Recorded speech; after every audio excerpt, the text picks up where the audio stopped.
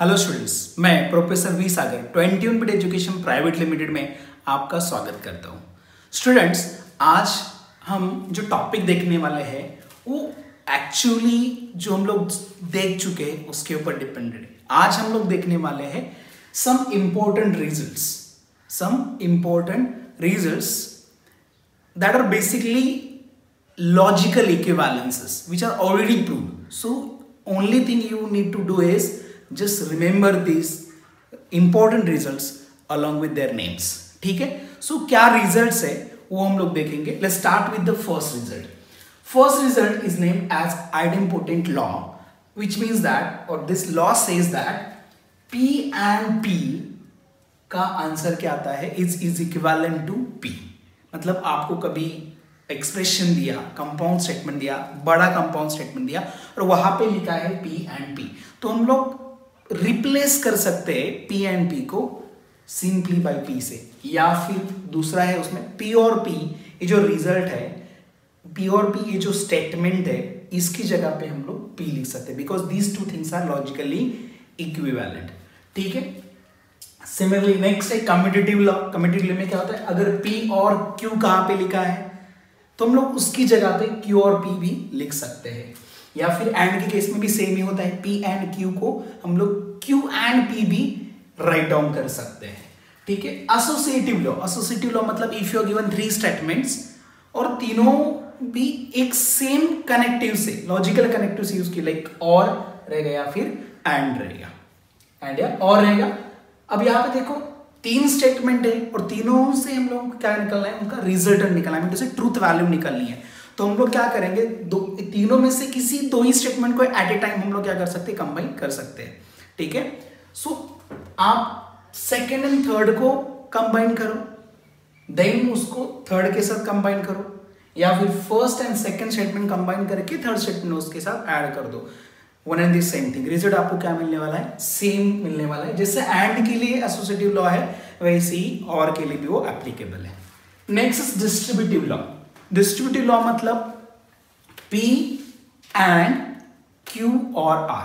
देखो यहाँ पे 2 अपोजिट है, एक एंड है, एक क्या है, और है। तो डिस्ट्रीब्यूटिव लॉ क्या करता है, P एंड Q हो जाएगा, देन P एंड R हो जाएगा और बीच में कौन सा सिंबल हो जाएगा, V। Distributive law is saying like this. देखो यहाँ पे 2 into 3 + 4 दिया है, तुम लोग कैसे लिख सकते हैं इसको, 2 into 3 + 2 into 4 ऐसे भी लिख सकते हैं। मतलब यहाँ पे डिस्ट्रीब्यूशन हो सकता है, ब्रैकेट को स्प्लिट कर सकते हैं। सेम चीज यहाँ पे एप्लीकेबल है डिस्ट्रीब्यूटिव लॉ के लिए। हम लोग क्या करेंगे, ब्रैकेट को ओपन कर सकते हैं, ब्रैकेट को ओपन कर सकते हैं कैसे, P एंड Q के साथ आएगा, देन P एंड R के साथ आएगा और बीच में जो सिंबल है और वो एज इट इज है। जैसे यहाँ पे बीच में जो प्लस था तो नीचे प्लस आ गया, बीच में प्लस आ गया था, राइट है। सिमिलरली जैसा एंड इज डिस्ट्रीब्यूटिव ओवर और, सिमिलरली और is also distributive over and. मतलब एंड का यूज करके हम लोग और को डिस्ट्रीब्यूट कर सकते हैं, स्प्लिट कर सकते हैं, वैसे और का यूज करके हम लोग एंड को स्प्लिट कर सकते हैं। तो यहाँ पे क्या हो जाएगा, P और Q एंड P और R। ठीक है, ये जो है वो दोनों भी स्टेटमेंट के साथ आ जाता है। यहाँ पे P एंड Q के साथ भी आ जाता है और R के साथ भी आ जाता है। ठीक है, वैसे P और Q के साथ भी आएगा और P और R के साथ भी आएगा। देखो यहाँ पे, और बीच वाला सिंबल जो है it will be as it is. Got it? This is what distributive law. Next is De Morgan's law. De Morgan's law already हम लोग देख चुके हैं कल या लास्ट लेक्चर में। हम लोगों ने जो negation of P and Q देखा था एंड निगेशन ऑफ P और Q देखा था, उसको ही हम लोग बोलते हैं D Morgan's law. So what is De Morgan's law, let's revise. P and Q का निगेशन क्या होता है, निगेशन P और निगेशन Q। सिमिलरली P और Q का निगेशन क्या होता है, negation P and negation Q। Next is identity law. Next is identity law. Identity law क्या बोलता है, P and T, T stands for truth value, T वाला true to truth। P and T is equivalent to P। ऐसा क्यों होता है, देखो अभी P का वैल्यू मैं ट्रू लूंगा तो क्या हो जाएगा, true and true is true आएगा। P का वैल्यू अगर फॉल्स लेता हो तो what it will be false and true. False and true क्या होता है? फॉल्स, मतलब पी का जो भी हम लोग ट्रूथ वैल्यू लेंगे वही आंसर आने वाला है। सो अगर कहीं पे ऐसे दिखा पी एंड टी तो सिंपली हम लोग क्या लिख देंगे? पी लिख देंगे। पी एंड एफ क्या हो जाएगा रे? फॉर श्योर एफ आने वाला, क्योंकि एंड में एक भी एफ रहता है तो आंसर क्या आता है? एफ। यहाँ पे ऑलरेडी एक एफ है तो पी का वैल्यू कुछ भी रहने दो, आंसर फॉर श्योर क्या आने वाला है? एफ ही आने वाला है। नेक्स्ट इज पी और एफ। अब पी और एफ में क्या होता है? पी का वैल्यू अगर ट्रू ले लो तो क्या हो जाएगा? ट्रू और फॉल्स। और में क्या होता है? ट्रू और फॉल्स। ट्रू होता है, मतलब जो पी का वैल्यू लिया था वही आया यहाँ पे। फॉल्स ले लो, फॉल्स और फॉल्स क्या होता है? फॉल्स। मतलब क्या है? पी का जो भी हम लोग ट्रूथ वैल्यू लेंगे वही अपने इस कंपाउंड स्टेटमेंट का ट्रूथ वैल्यू आएगा। सो कभी भी हम लोगों को अगर पी और एफ दिखा तो हम लोग डायरेक्टली लिख देंगे उसकी जगह पे पी। पी और टी क्या आएगा रे? टी आएगा, क्योंकि और में एक भी टी रहता है तो आंसर क्या आता है? टी। फिर पी का वैल्यू एफ रहने दो या टी रहने दो, कोई फर्क पड़ने वाला नहीं है, क्योंकि और में एक भी टी तो आंसर टी। ठीक है। Next complement law. Complement law एक दूसरे के अपोजिट में। तो देखो पी का कॉम्प्लीमेंट या उल्टा क्या है? Negation P. और दोनों के बीच में एंड रहेगा तो क्या आंसर आएगा? पी एंड नेगेशन पी क्या आएगा? फॉल्स। क्योंकि पी का वैल्यू ट्रू ले लो तो नेगेशन पी क्या हो जाएगा? फॉल्स। तो एंड में एक भी फॉल्स तो फॉल्स। पी का वैल्यू फॉल्स लिया बराबर है तो नेगेशन पी क्या आएगा? ट्रू। और फॉल्स एंड ट्रू क्या होता है? फॉल्स होता है, क्योंकि एंड में एक भी फॉल्स तो फॉल्स। और केस में उल्टा हो जाएगा, पी और नेगेशन पी। सो पी अगर ट्रू लेता हो तो नेगेशन पी क्या रहेगा? फॉल्स। ट्रू और फॉल्स ट्रू। पी फॉल्स लेता हो तो नेगेशन पी ट्रू हो जाएगा, मतलब दोनों में से एक ना एक ट्रू रहने वाला है फॉर श्योर। इसलिए और का इसका आंसर क्या आ जाएगा? ट्रू आ जाएगा, दैट इज कैपिटल टी आएगा। ठीक है। Next is absorption law. Absorb करना मतलब क्या करना? खींच लेना, कम कर देना इन शॉर्ट। ठीक है। तो यहां पे देखो बीच में यहां पे और है, यहां पे एंड है, और first two statements are identical. तो इसका आंसर क्या आएगा? जो आइडेंटिकल स्टेटमेंट वो आ जाता है, मतलब क्या आएगा? पी आएगा। पी और T and Q is nothing but the P. Nothing but the P. इधर भी सेम चीज है, खाली एंड बाहर चला गया और अंदर चला आया। आंसर क्या आएगा? पी आएगा। पी एंड पी और Q first two statements are identical and if there is an and और यहाँ पे और एंड रहता है तो हम लोग आंसर में क्या लिखते हैं? पी। सी, ये प्रूव्ड लॉजिकल इक्विवेलेंस है। अगर आप ट्रूथ वैल्यू या ट्रूथ टेबल लेके चेक करेंगे तो इसका और इसका ट्रूथ टेबल क्या आएगा? सेम आएगा। So these are already proved. ठीक है। हम लोगों को कैसे आए उसका टेंशन लेने की जरूरत नहीं है। We have to just remember these logical equivalences और I will say important results with their names. Why with their names? Because जो भी क्वेश्चन पूछे जाते हैं इस टॉपिक के ऊपर वहां पे आपको जस्टिफाई करना रहता है, और जस्टिफाई करना मतलब विच लॉ यू यूज वो आपको लिखना पड़ता है। ठीक है। सो बच्चे दो है, conditional law and bye conditional law, जो हम लोग ऑलरेडी देख चुके हैं लास्ट टाइम जब व्हेनेवर सीइंग नेगेशंस। फिर भी एक रिवाइज कर लेते हैं। क्या होता है? पी इंप्लीकेशन क्यू या P conditional Q is what? Negation P और क्यू। ऐसा क्यों लिखा मैंने? बिकॉज इसका ट्रूथ टेबल का वैल्यू और इसके ट्रूथ टेबल का वैल्यू क्या आता है? आइडेंटिकल आता है। ठीक है। सो इसकी जगह पे मैं इसको भी लिख सकता हूं। बाय कंडीशन के लिए क्या है? बाय कंडीशन का हमने देखा था लास्ट लेक्चर में, देखा था कि पी का है P by condition Q is nothing but the P condition Q and Q condition P. अभी पी कंडीशन क्यू का क्या होता है? नेगेशन पी और क्यू, मतलब फर्स्ट स्टेटमेंट का नेगेशन और सेकंड स्टेटमेंट। यहाँ पे क्या है? फर्स्ट स्टेटमेंट का नेगेशन और सेकंड स्टेटमेंट, बीच में एंड एज इट इज रखा है। अभी इस केस में उल्टा हुआ है, फर्स्ट स्टेटमेंट कौन है? क्यू। तो फर्स्ट स्टेटमेंट का negation that is negation Q और सेकंड स्टेटमेंट जो कि पी है वो एज इट इज रहेगा। ठीक है। So these are the some important result which you have to remember along with their names. Got it? समझा? It's compulsory. आपको याद करना ही है। You don't have any choice. ठीक है गाइस, बहुत easy chapter है ये और इसका कंपलसरी एक क्वेश्चन जेई नीट में भी पूछा जाता है, जेई में भी पूछा जाता है और अपने बोर्ड्स में भी इसका काफी अच्छा वेटेज रहता है compare to its difficulty level. ठीक है, समझ में आया? तो गो थ्रू करो ये पूरे चार्ट को, आपके टेक्स्ट बुक में भी दिया गया है, वहां से भी गो थ्रू किया, that is also okay, but compulsory उसको याद करना ही करना है। ठीक है, इसके बाद हम लोग देखेंगे इसके ऊपर के सम्स। ठीक है, चलो go through. So students, let's start with the exercise, that is exercise number 1.4. The first question जो results के ऊपर हम लोग को पूछा जाता है वो है using the rules of negation, write negation of the following with justification. So first question है अपना negation Q condition P. इसका क्या करना है हम लोग को? negation करना है, तो लिख लेते हैं हम लोग negation of, इसका negation of Q condition P. So guys, मुझे बता दो यहाँ पे किसका नेगेशन कर रहे हैं, कौन सी कनेक्टिव का नेगेशन कर रहे हैं? बेसिकली हम लोग कंडीशन का, किसका है? कंडीशन का नेगेशन कर रहे हैं। और कंडीशन के नेगेशन में क्या होता है? First statement as it is and negation of second statement. तो फर्स्ट स्टेटमेंट कौन है यहाँ पे? Negation to, it will be as it is, and second statement का नेगेशन मतलब सेकंड स्टेटमेंट कौन है? पी, उसका नेगेशन। दैट्स इट, इतना ही करना था आपको।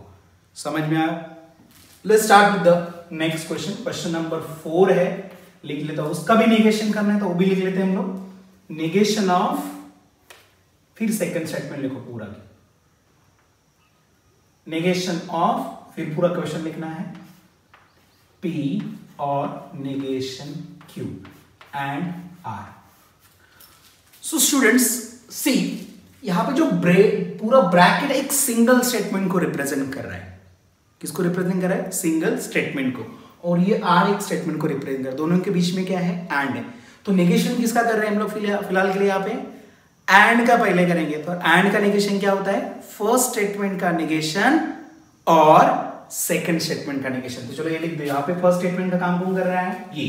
सेकंड स्टेटमेंट का काम कौन कर रहा है? ये। और उसका क्या करने वाला है? नेगेशन। तो using the rules of negation क्या हो जाएगा? फर्स्ट स्टेटमेंट का नेगेशन मतलब नेगेशन ऑफ P और negation Q and becomes or then second statement का negation। ठीक है, इसका तो हो गया। अभी तो ब्रैकेट देखो, ये ब्रैकेट के बाहर नेगेशन है तो इसको भी सिंप्लीफाई करना पड़ेगा। यहां पे किसका नेगेशन हो जाएगा? यस, कौन है? और का नेगेशन। और का नेगेशन क्या बोलता है? फर्स्ट स्टेटमेंट का नेगेशन और becomes and सेकंड स्टेटमेंट का नेगेशन मतलब नेगेशन ऑफ नेगेशन Q और नेगेशन ऑफ R। ठीक है, सो क्या हो जाएगा बता मुझे? Negation of P will be as it is and negation of negation क्या होता है? Original statement that is Q और negation R। This is what the answer of this question. कोई डाउट है इसमें? ओके, क्वेश्चन नंबर 7 जो हम लोगों ने नेक्स्ट क्वेश्चन से लेके आया था, क्या है वो?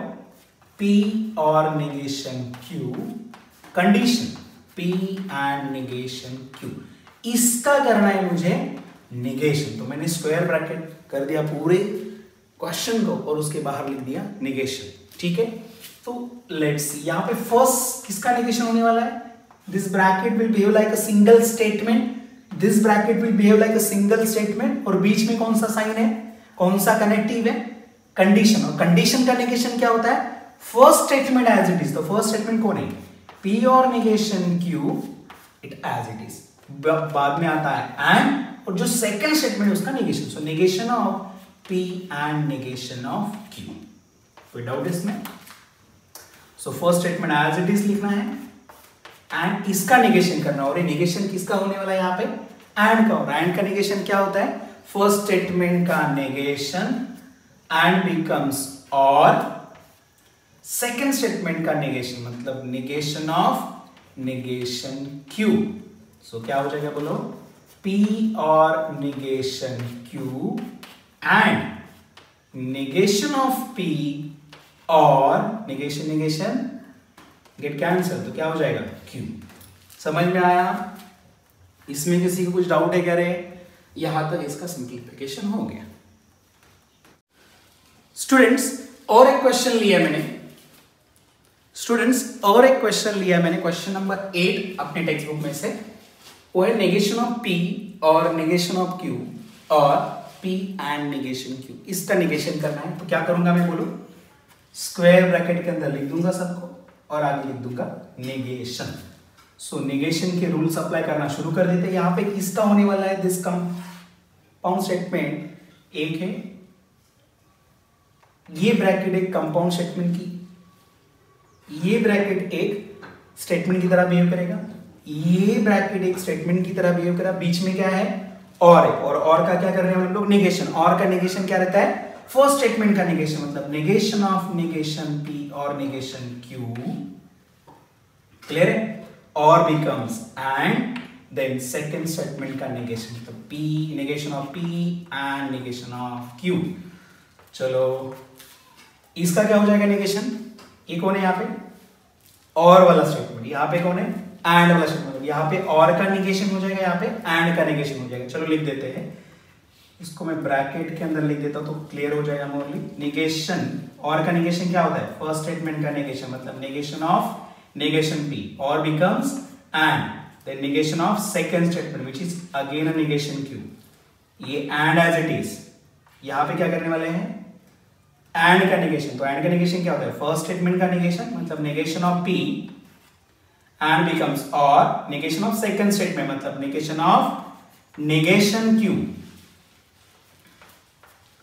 नेगेशन ऑफ नेगेशन P क्या होता है रे, P होता है, and negation of negation Q क्या होता है, Q होता है, and negation of P it will be as it is, or negation of negation Q is Q. So this is the final answer for this question. Got it? So first question में ऐसे और 4 questions दिए हैं, उसमें से 4 हम लोगों ने लिए, 4 आपको सॉल्व करने हैं, ठीक है। इस कुछ भी प्रॉब्लम रहेगा तो we are always there for all of you, ठीक है। So अच्छे से थॉरोली रिवाइज करो इसको और बाकी क्वेश्चंस सॉल्व करना है। और हम लोग अब शुरू करेंगे second question. So student, second question हमें पूछा जाता है कि rewrite the following statements without using if then का यूज करे बिना गिवन स्टेटमेंट को लिखना है हमें। तो गिवन स्टेटमेंट देखो, इफ देन के स्टेटमेंट है, इफ देन के स्टेटमेंट है, हम लोग को इसको क्या करना है, रीराइट करना है विदाउट यूजिंग इफ देन, ठीक है। सो लेट्स स्टार्ट, पहले यहाँ पे P कौन है, Q कौन है, ये लिख देते हैं, देन इसको हम लोग कन्वर्ट करेंगे अदर टाइप ऑफ स्टेटमेंट जहां पे इफ देन नहीं रहेगा, ठीक है। सो फर्स्ट स्टेटमेंट मुझे बता दो, यहाँ पे P का काम कौन कर रहा है students, a man is a जज, एंड देन के बाद वाला जो पार्ट है दैट इज अ Q। सो लिखो अ मैन इज अ जज, Q कौन है, मैन इज ऑनेस्ट, ठीक है। Therefore the given statement is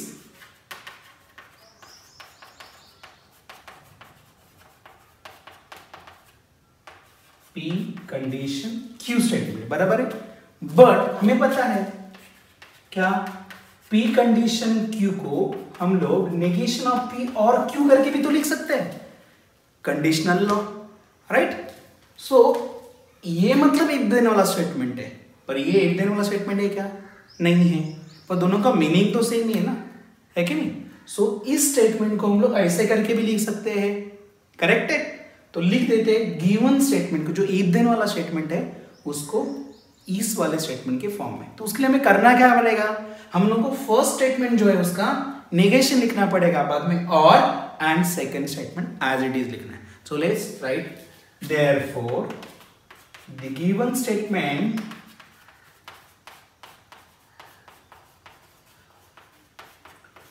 can be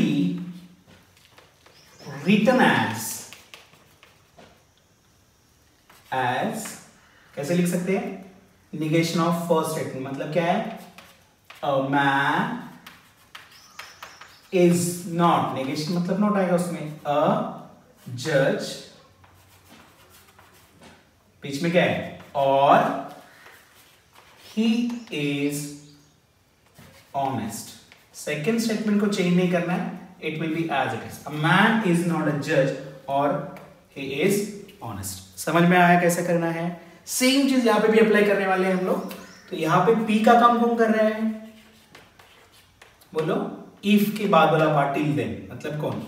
F of 2 is equals to 0 and Q का काम कौन कर रहा है? F of X is divisible by, बोलो, by x minus 2. Therefore, given statement is, तो given statement if then वाला कैसे लिख सकेंगे? Given statement is P condition Q, but P condition Q को हम लोग negation P और Q करके भी लिख सकते हैं, ठीक है? मतलब if then वाले स्टेटमेंट को हम लोग और की फॉर्म में भी लिख सकते हैं। And finally लिखेंगे तो therefore the given statement can be rewritten as, given statement can be written as, कैसे रे? फर्स्ट स्टेटमेंट का नेगेशन मतलब f of 2, नेगेशन क्या हो जाएगा इसका? इक्वल टू, तो क्या आएगा? नॉट इक्वल टू, और second statement as it is, मतलब f of x is divisible by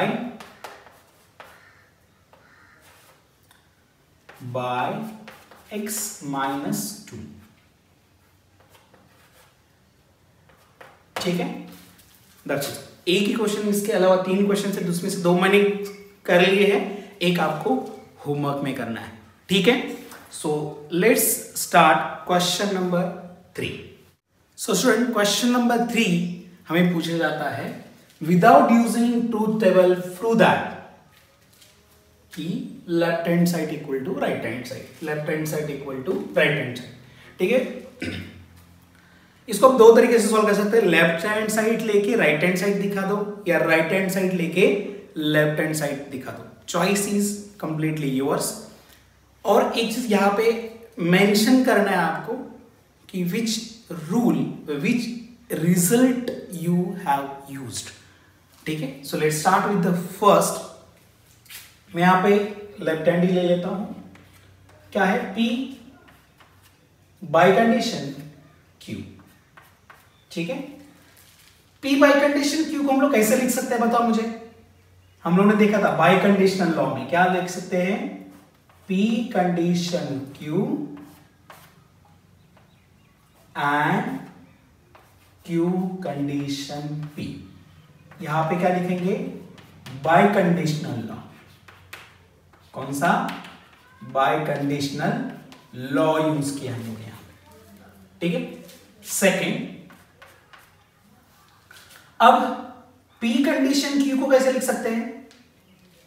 पता है सब, नेगेशन ऑफ P और Q, करेक्ट? एंड यहां पे कैसे लिख सकते हैं? नेगेशन ऑफ Q और P, क्लियर है? यहां पे कौन सा लॉ यूज हुआ? कंडीशनल लॉ यूज हुआ। कौन सा लॉ यूज हुआ? कंडीशनल लॉ यूज हुआ, ठीक? अभी यहां पे हम लोग डिस्ट्रीब्यूटिव लॉ यूज कर लेते हैं। कौन सा यूज कर लेते हैं? डिस्ट्रीब्यूटिव। देखो ये एक स्टेटमेंट की तरह काम करेगा और ये और वाला है, बीच में क्या एंड है, तो डिस्ट्रीब्यूशन हो जाएगा। This is distributive over this complete compound statement. तो क्या होगा?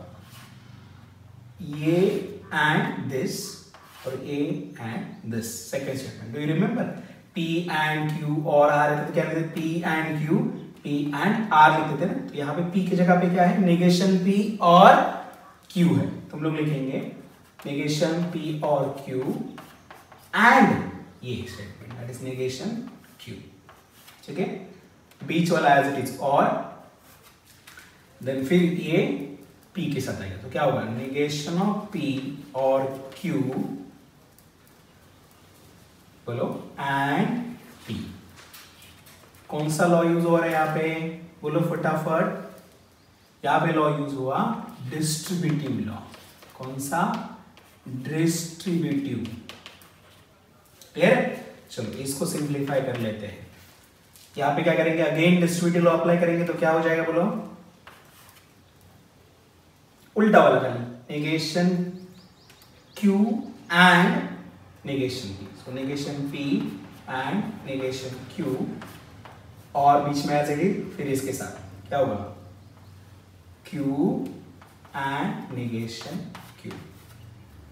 क्लियर है? ये और एज इट इज, आगे वाला यहाँ पे लिख देता हूं मैं, यहाँ पे भी डिस्ट्रीब्यूटिव लॉ अप्लाई हो जाएगा। तो क्या होगा, negation P and P, negation P and P, बीच वाला एज इट इज, और Q and P, Q and P। ठीक है, कोई डाउट है इसमें? चलो, सो यहां पे भी कौन सा रूल अप्लाई हुआ, डिस्ट्रीब्यूटिव लॉ। अब आगे देखते हैं, देखो negation P and negation Q will be as it is, और Q and negation Q क्या होता है रे? Q and negation Q क्या होता है? ट्राई टू रिकलेक्ट, रिमेंबर करो। एंड में इसका आंसर आता है फॉल्स। क्या आता है? फॉल्स। बात नहीं है। और negation P and P again आता है फॉल्स, Q एंड P। ठीक है, तो इसका कौन सा लॉ है यहाँ पे बताओ मेरे को? Complement law. कौन सा होता है? Complement law. ठीक है, आगे देखते हैं। कोई भी एक स्टेटमेंट है, एक कौन है? स्टेटमेंट। एक स्टेटमेंट और एफ क्या होता है? वो स्टेटमेंट हमने लिखा था, याद डू यू रिमेंबर? P और F is P।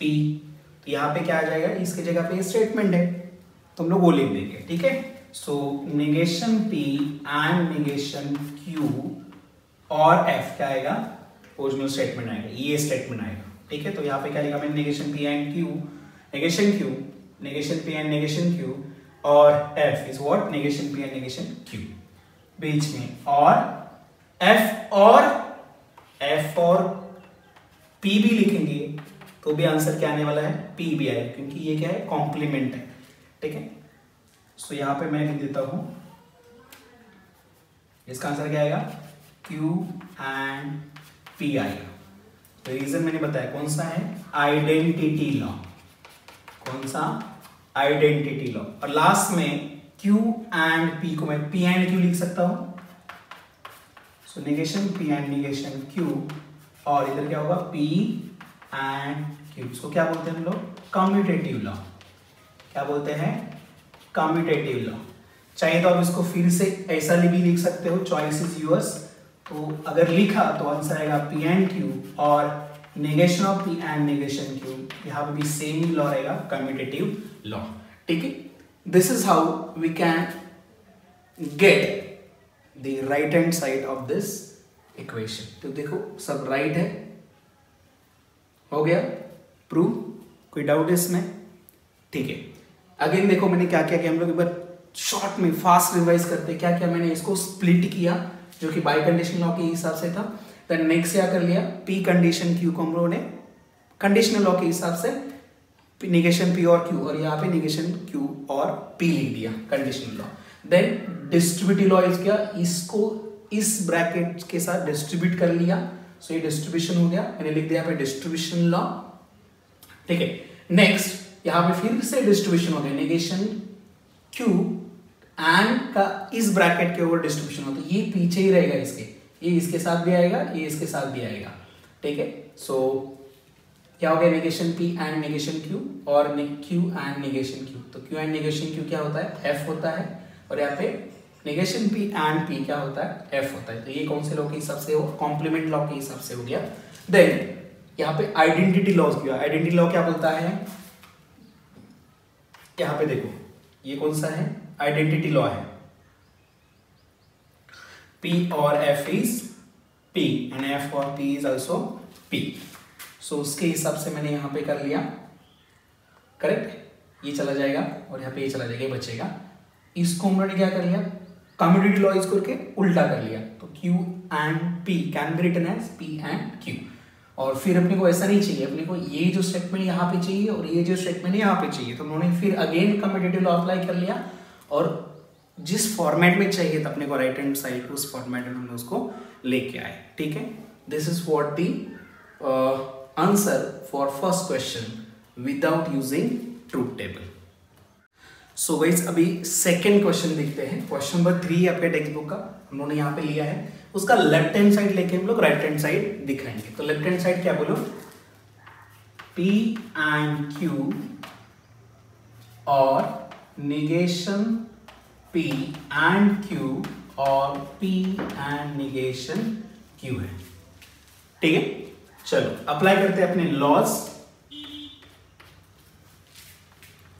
Distributive law में क्या होता है बेसिकली मुझे बताओ। हम लोग क्या कर लेते हैं, P and Q और R रहेगा तो उसको स्प्लिट कर लेते हैं। ठीक है, मतलब P and Q हो जाएगा और P and R हो जाएगा, राइट। सो जैसे डिस्ट्रीब्यूशन होता है वैसे उसका उल्टा प्रोसेस भी कर सकते हैं हम लोग।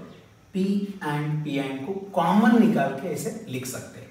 ठीक है, सो वही करने वाले हम लोग अभी यहाँ पे। देखो यहाँ पे निगेशन सॉरी एंड क्यू है और यहाँ पे क्या है एंड क्यू, हम लोग कॉमन निकालेंगे एंड क्यू। क्या निकाला कॉमन उन्होंने, एंड क्यू। तो यहाँ पे क्या बचेगा, P बीच वाला और यहाँ पे क्या है निगेशन ऑफ P और P एंड निगेशन Q। ठीक है, मुझे बताओ P और निगेशन P क्या होता है, ट्रू। क्या आता है, ट्रू। एंड Q और P एंड निगेशन Q। पर यहाँ पे हम लोग आंसर लिख, हम लोग को रीजन भी लिखना है। कौन सा है वो, डिस्ट्रीब्यूटिव लॉ। रीजन वही रहेगा, डिस्ट्रीब्यूटिव लॉ। ठीक है, नेक्स्ट ये कौन सा वाला रीजन था, कॉम्प्लीमेंट लॉ। कौन सा यूज किया, कॉम्प्लीमेंट लॉ यूज किया। ठीक है, सो नेक्स्ट देखो T एंड Q क्या आएगा, हम लोग बताए P एंड T क्या आता है, P आता है तो Q रहेगा तो क्या आएगा, Q आएगा। क्योंकि एंड में एक ट्रू है तो दूसरा ट्रू आएगा तो ट्रू, दूसरा फॉल्स आएगा तो फॉल्स, मतलब ये जो भी रहेगा वही आंसर आता है। ठीक है, सो यहाँ पे हम लोग लिखेंगे T and Q is what, Q और P and negation of Q। यहाँ पे कौन सा लॉ अप्लाई किया हम लोगों ने, आइडेंटिटी। कौन सा यूज किया, आइडेंटिटी लॉ यूज किया। नेक्स्ट अब इसको अगेन डिस्ट्रीब्यूट करेंगे तो क्या हो जाएगा, Q और P एंड Q और नेगेशन Q। कौन सा है, डिस्ट्रीब्यूटिव लॉ यूज किया। नेक्स्ट इसको हम लोग रिवर्स भी कर सकते हैं, फिलहाल के लिए रख देते हैं Q और P एंड Q और नेगेशन Q क्या आता है, यस एग्जैक्टली ट्रू आता है। कौन सा था, कॉम्प्लीमेंट लॉ। कौन सा था, कॉम्प्लीमेंट लॉ। नेक्स्ट एंड में एक T है, दूसरा कुछ भी रहने दो, आंसर क्या आएगा वो दूसरा वाला आता है। अभी हमने लॉ पढ़ा था, कौन सा लॉ, यहाँ पे भी यूज किया था हम लोगों ने। कौन सा लॉ है, आइडेंटिटी लॉ। ठीक है, और फिर इसको हम लोग को चाहिए क्या, P और Q, मतलब हम लोग क्या करना है, रिप्लेसमेंट करना जगह का मतलब कम्यूटेटिव लॉ यूज करना है। इट विल बी P और Q। रीजन कौन सा, commutative law. This is how we can prove left hand side equal to right hand side without using truth table, just by using important results. So guys, it's always important to learn the formulas in mathematics. ठीक है, mathematics में अगर आपको अच्छे marks चाहिए तो आपको सब फॉर्मूलाज लर्न करने हैं और प्रैक्टिस करना है। तो ऐसे और 2 क्वेश्चन आपके बुक में है जिसके आपको प्रैक्टिस करनी है घर पे। डाउट रहेगा तो don't worry, I will provide you the solution, correct solution. और एक चीज बताना है कि इसका सीक्वेंस बदल सकता है आपके केस में। ठीक है, फाइनल आंसर आना इंपॉर्टेंट है यूजिंग रूल, अपने खुद के रूल्स बनाने के नहीं। समझ में आया? So that's it for today's lecture. We are done with the exercise number 4 and its theory. ठीक है, take care, stay safe, stay healthy. That's it.